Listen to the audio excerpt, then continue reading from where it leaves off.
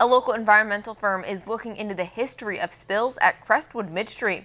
Toxics Targeting says they obtained Department of Environmental Conservation documents about spills that have occurred at the proposed liquid petroleum gas storage site. WENY's Ryan Bells has the latest from today's press conference.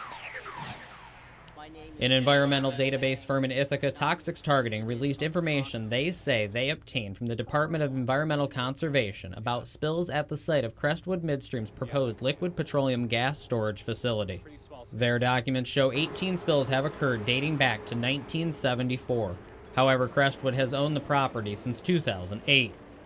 And so over the course of more than 40 years, we've seen releases of petroleum, we've seen releases of brine, which is very toxic. It can kill vegetation, it can kill fish, and many of these problems were never cleaned up to applicable state standards. Much of the contamination impacted Seneca Lake, and essentially there was no way to recover all the pollution that went into the lake, and in some instances petroleum migrated at least 1.5 miles. Of the 18 spills, Toxics Targeting says that some were minor and affected the surface of Seneca Lake. They say other spills released upwards of 470,000 gallons of brine.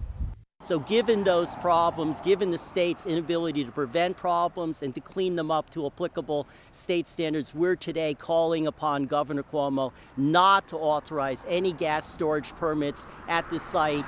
Now, just last week, WENY News exclusively obtained a letter from the DEC that said, quote, "Department staff continues to assert that the project meets all applicable environmental, statutory, and regulatory standards." WENY News reached out to Crestwood, who said, quote, "We cannot speak to the incidents that occurred before we bought U.S. Salt in 2008.